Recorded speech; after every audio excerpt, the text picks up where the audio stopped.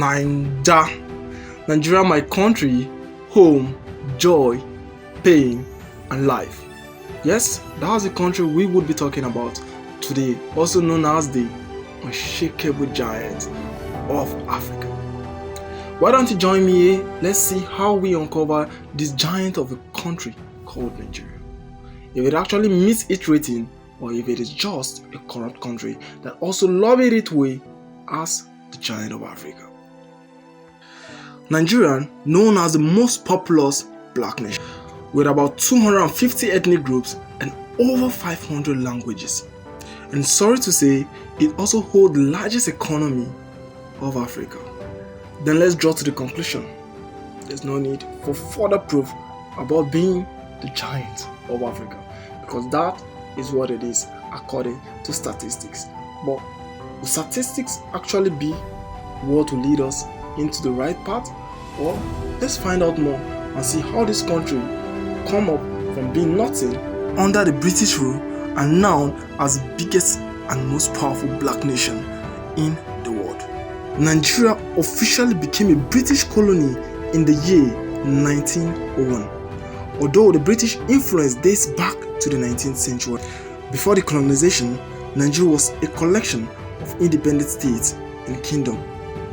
Before colonization, such includes the Great Benin Kingdom, Oyo Empire, Hausa State, Kenem, Bruno Empire, Niri Kingdom, and so on.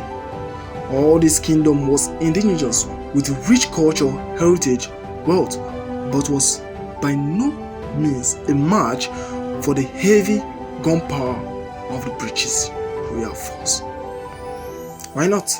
We are all forced then to take the new. And mind you, as years went through, the almighty British Empire and the Royal Force need to cement its power to control these massive states and kingdom. And this form of control gave birth to the country called Nigeria.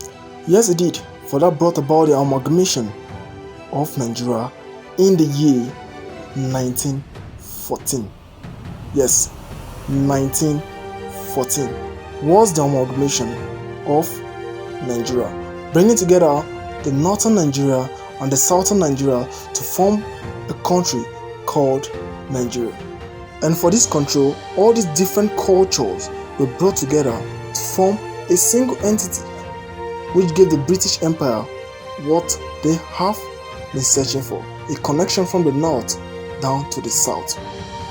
Nigeria haven't been through a lot, as every other African country manipulated to sell its citizens for slavery through the 19th centuries, and then was marched on in the year 1901 to cement the legalization of free taking of slaves without any back door.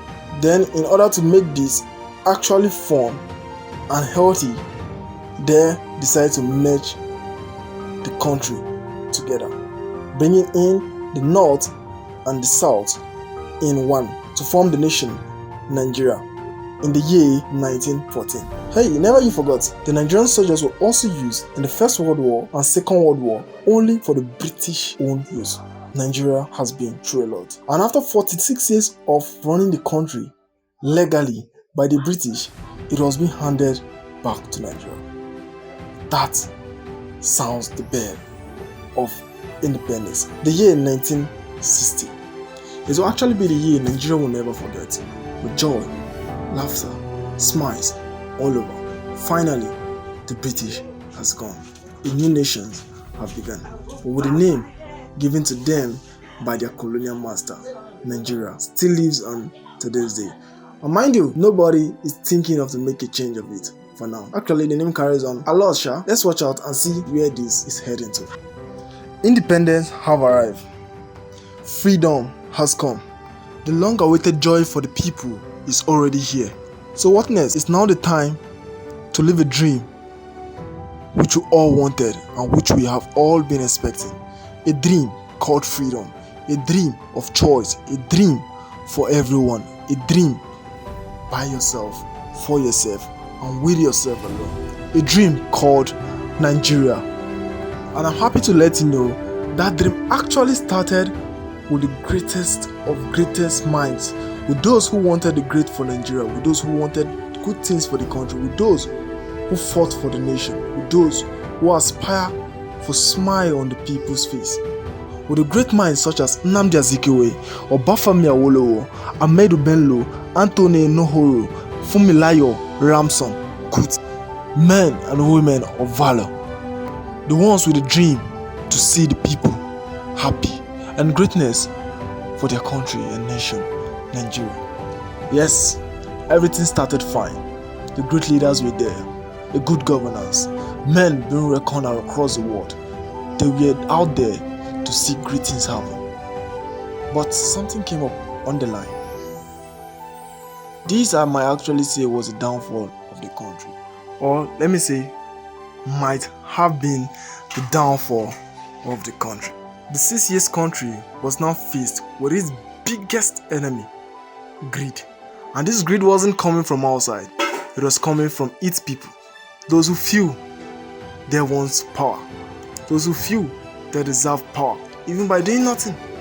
And actually, that started what nearly destroyed this great and mighty country called Nigeria. So let's watch out and see what was it, how did it pan out, and how did it go through. I'm sorry to say, it's going to be a hell of a story. Kindly click the notification bell and subscribe button as we try to see how we uncover this mighty nation Nigeria in our next episode. Thank you, and once more, it's your guy E from E.ENTERTAINMENT.